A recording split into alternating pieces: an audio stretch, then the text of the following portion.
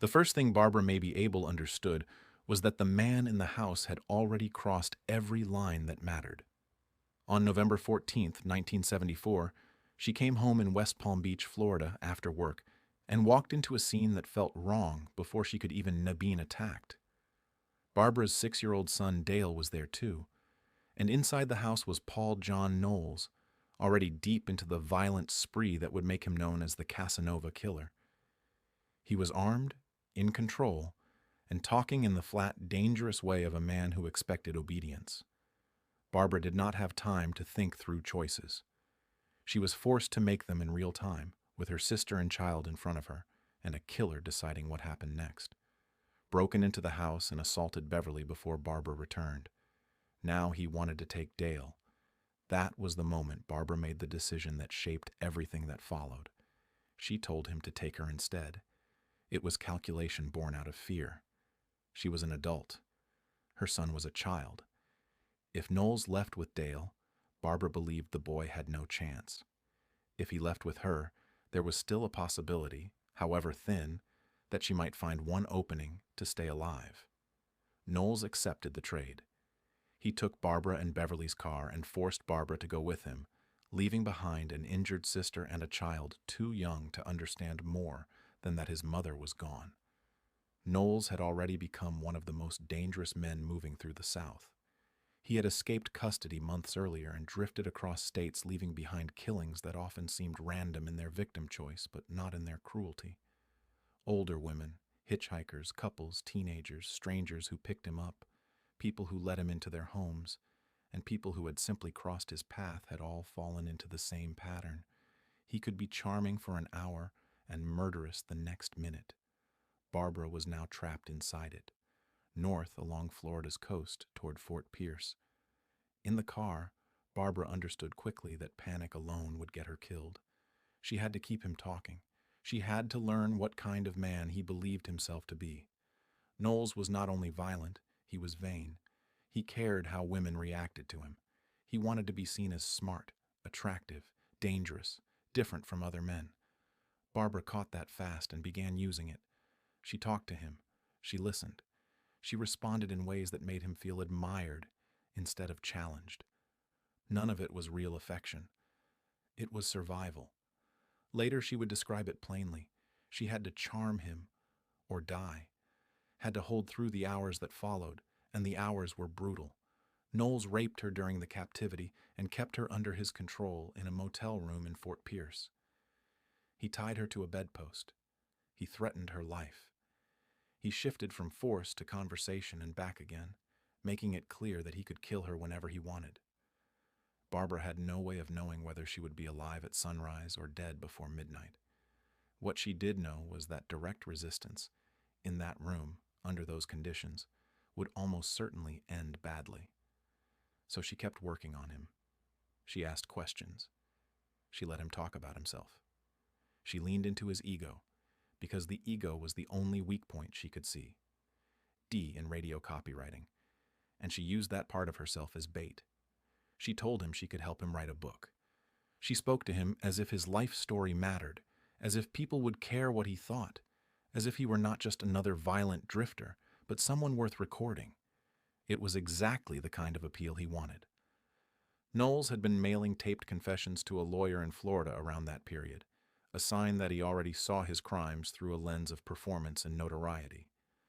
Barbara did not know every detail of that, but she understood the type. He wanted an audience. He wanted a woman who saw him as larger than life. So she became that woman in the only way she safely could.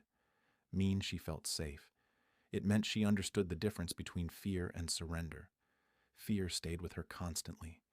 She had left behind her sister and her son without knowing if either was safe. She was locked in a room with a man whose temper could swing without warning. She had to measure every word for how it might land. Too cold, and he might become enraged. Too much resistance could trigger violence. She was making dozens of small decisions under extreme stress and getting just enough of them right to remain alive. During the ordeal, Barbara later recalled dreaming of her dead mother. In the dream, her mother told her she would be safe. That memory stayed with her, not as proof that the danger had passed, but as the only calm thing in a stretch of time defined by control and uncertainty. When she woke, the room was still the same, but she continued. She kept speaking to him. She kept looking for weakness. She kept waiting for error. Inali came because even men like Knowles make mistakes. While they were at the motel, he stepped outside and accidentally locked himself out of the room. It was the first real separation Barbara had gotten. She moved fast. She used the telephone and called for help. That call ended the captivity before he could recover control. She got away alive. The escape was not dramatic in the way movies like to stage survival. There was no violent confrontation, no guaranteed safety until help actually came.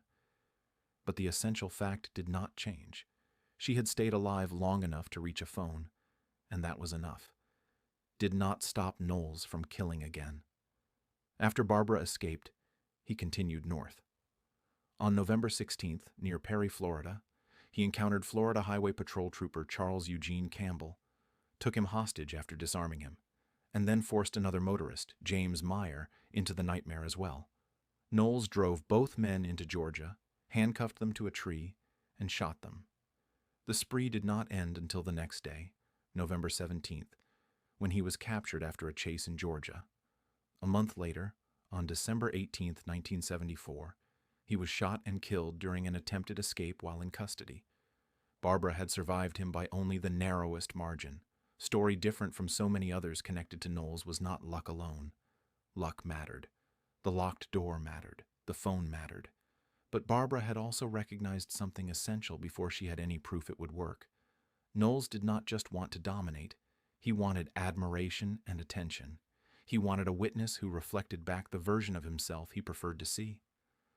Barbara gave him just enough of that reflection to hold him off, to slow him down, to create space inside his violence. She did not overpower him. She studied his weakness and fed it until it opened a door.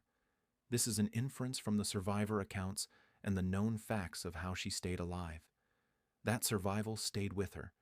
There was no version of the story in which she walked away untouched, simply because she lived. She had been abducted, raped, terrorized, and forced to think like a hostage while trying to protect the people she loved. But she did live. She returned to her son. She later told her story in her own words and refused to let Knowles be remembered only through his self-made mythology.